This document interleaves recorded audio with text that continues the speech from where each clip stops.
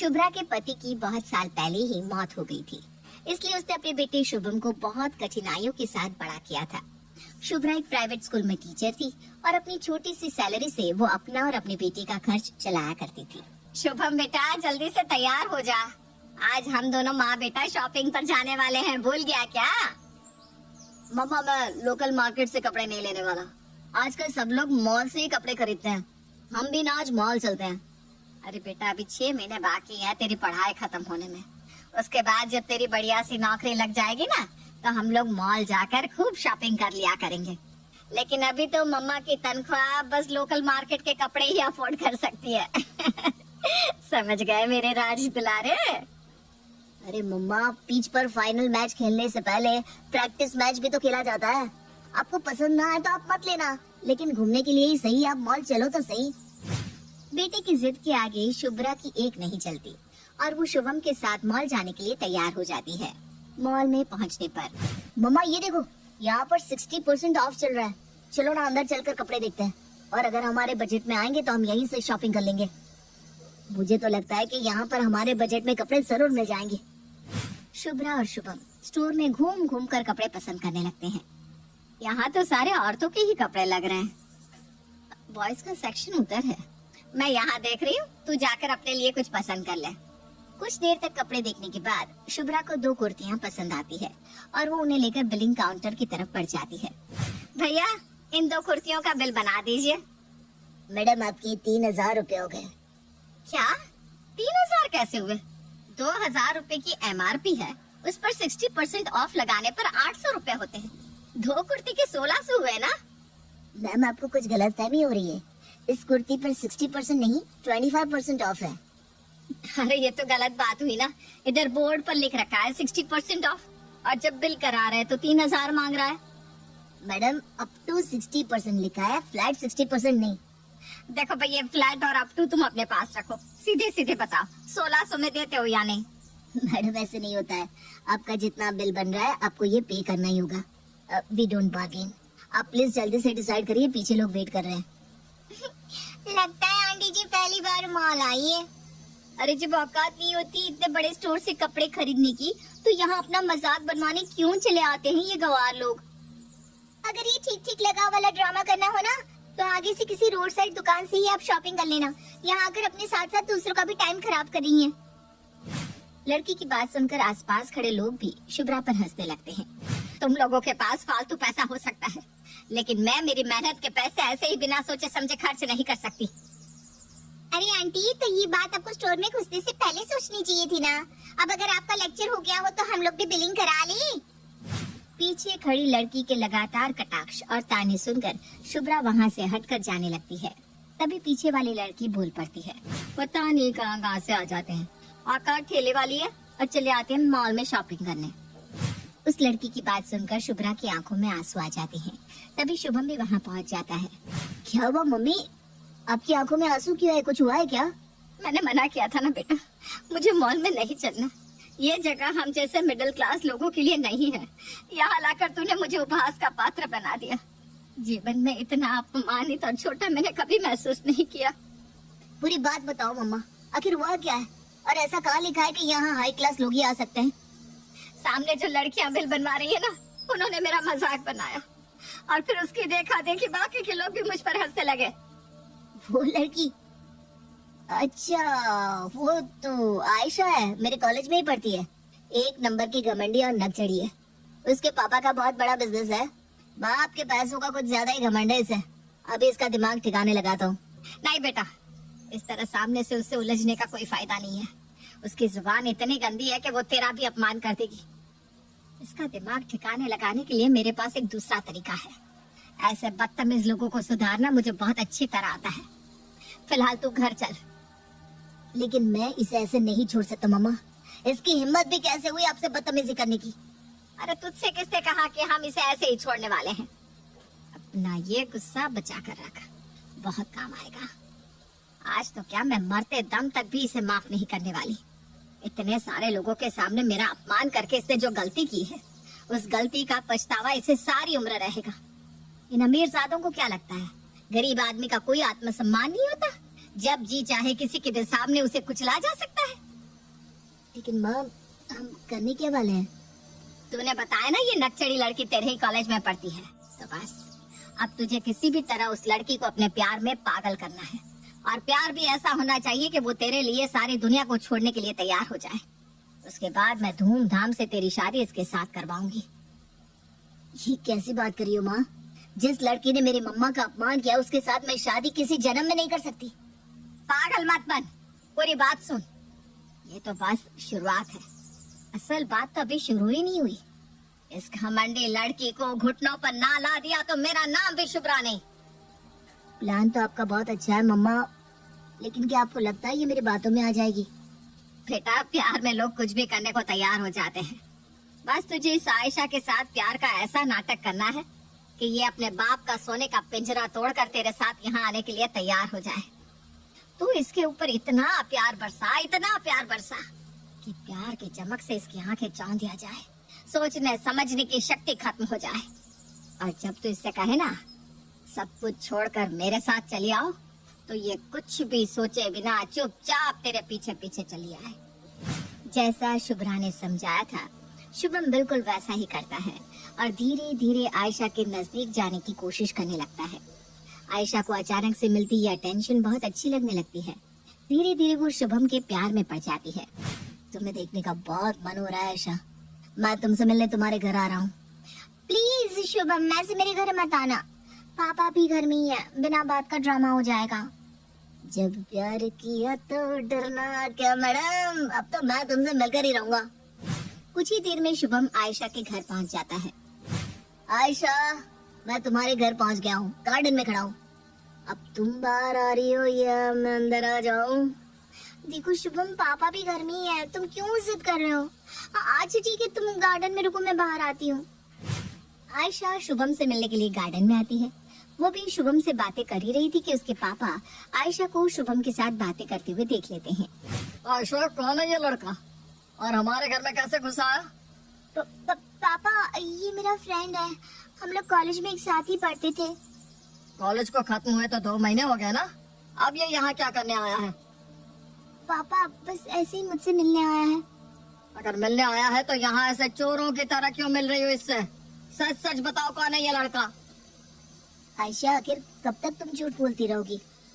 अब मुझे ये बात कहने में कोई डर नहीं है कि मैं तुमसे प्यार करता हूँ, और जब हम दोनों एक दूसरे से सच्चा प्यार करते हैं तो फिर इसमें डरने जैसी कौन सी बात है? तुम्हारी हिम्मत कैसे हुई मेरे सामने खड़े होकर ऐसी बात करने की? देखिए अंकल, मैं कोई गलत बात नहीं कह रहा हूँ। मैं आयशा से बहुत प्यार करता हूँ और उससे शादी भी करना चाहता हूँ।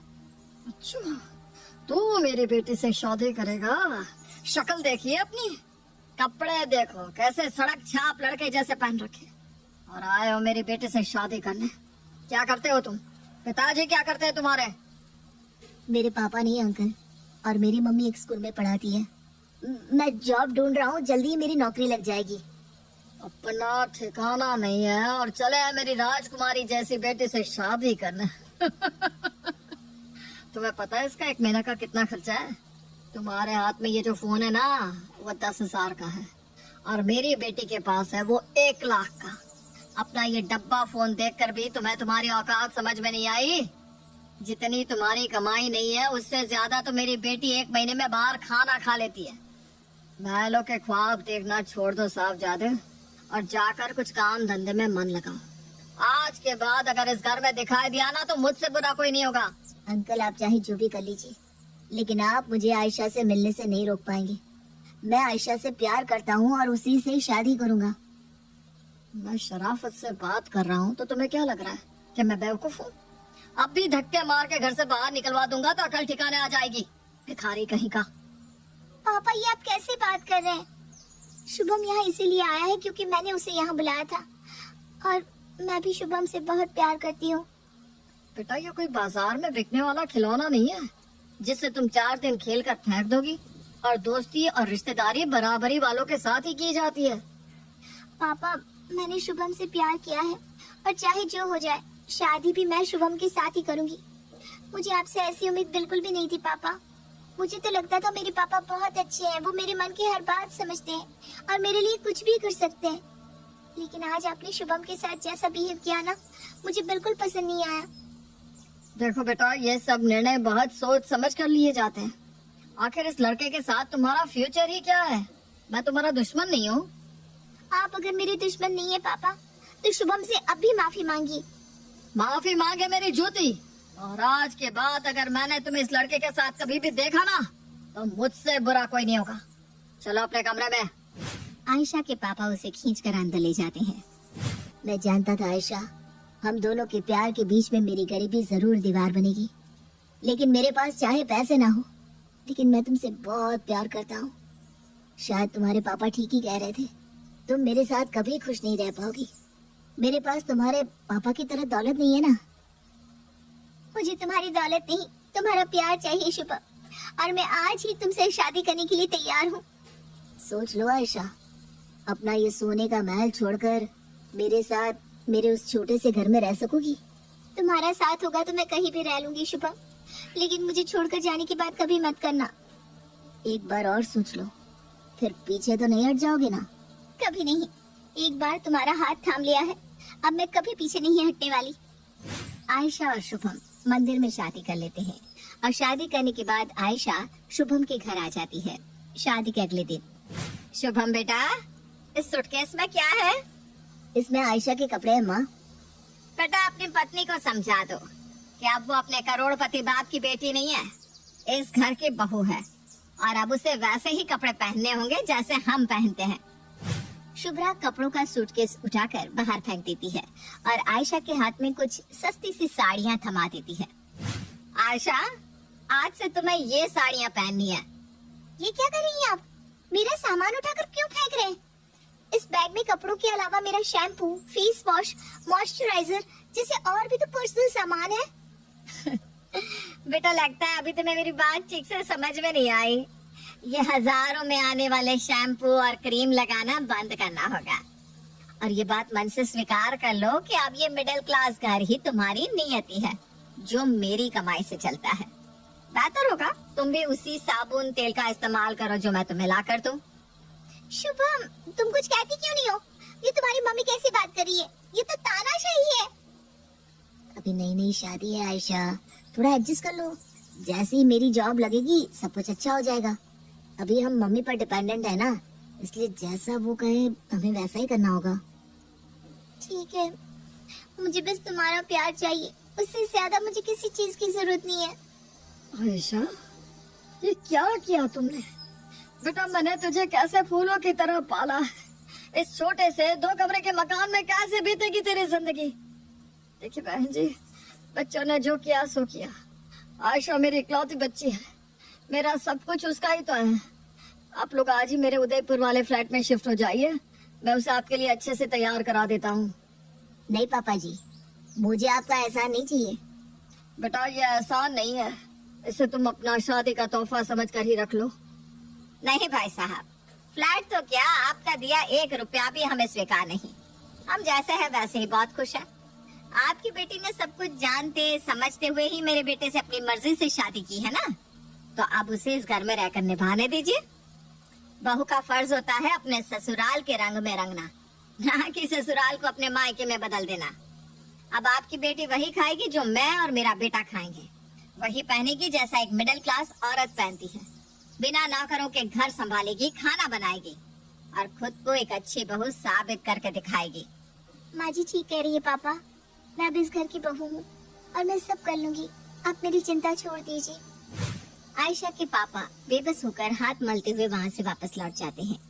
आयशा के अच्छे व्यवहार और लाख मान सम्मान देने के बाद भी शुभ्रा के मन से उस अपमान की टीस कम होने का नाम ही नहीं ले रही थी। शुभ्रा महलों में राजकुमार की तरह पली आयशा से घर के सारे काम करवाती, रूखा सूखा खाने को देती और सख्त व्यवहार करती, लेकिन आयशा फिर भी अपने कर्तव्य से पीछे नहीं हट रही थी। एक दिन, आयशा क्या बात है, तुम्हारा चेहरा कैसे सफेद पड़ रहा है? आज सुबह से बहुत थकान महसूस हो रही है, तबीयत कुछ ठीक नहीं है।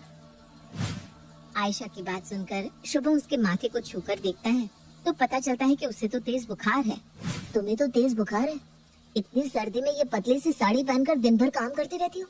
स्वेटर कहाँ है तुम्हारा?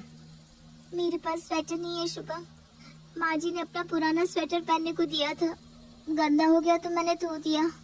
2 दिन से सूखा ही नहीं इसलिए नहीं पहना। मम्मी, मम्मी आपने इतनी सर्दी में आयशा को स्वेटर तक पहनने को नहीं दिया, ये क्या है मम्मी? बेटा हमारी औकात अभी नया स्वेटर लेने जितनी नहीं है, जब होगी तो दिला दूंगी। मम्मा इसे लेकर अभी अस्पताल चलना होगा, उसकी हालत खराब हो रही है। बेटा अभी तो डॉक्टर को देने के लिए मेरे पास पैसा नहीं है, तू उसे काढ़ा पिला दे, ठीक हो जाएगी। इसे भी तो आदत होनी चाहिए ना कि मिडिल क्लास लोग कैसे जीते हैं। बस भी करो माँ, मैं मानता हूँ आयशा ने आपका अपमान किया था, लेकिन पिछले 6 महीने में उसने जो कुछ झेला है उससे उसका प्रायश्चित पूरा हो गया। बदला अपनी जगह है माँ, लेकिन आपने तो उसे जनवरी की ठंड में मरने के लिए छोड़ दिया। आपको अपना अपमान तो याद है, लेकिन ये नहीं दिखाई दे रहा कि इतने बड़े घर से आने के बाद भी आज तक उसने कभी किसी बात के लिए शिकायत नहीं की। आपने जैसा कहा उसने वैसा ही किया। आपने रूखी रोटी खाने को दी तो उसने वो भी मुस्कुरा कर खा ली। वो मुझसे सच्चा प्यार करती है मम्मा, और अब मैं भी उससे प्यार करता हूँ।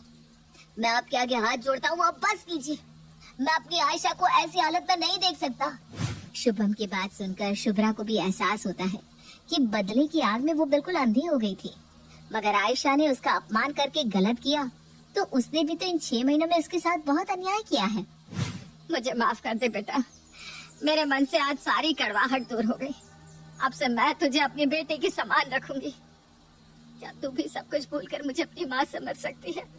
माँ जी, मैं तो जिस दिन शादी करके आई थी उसी दिन से आपको अपनी माँ समझ रही हूँ, इसलिए आपकी कहीं किसी बात का मैंने बुरा नहीं माना। आयशा की बात सुनकर शुभ्रा उसे प्रेम से गले लगा लेती है।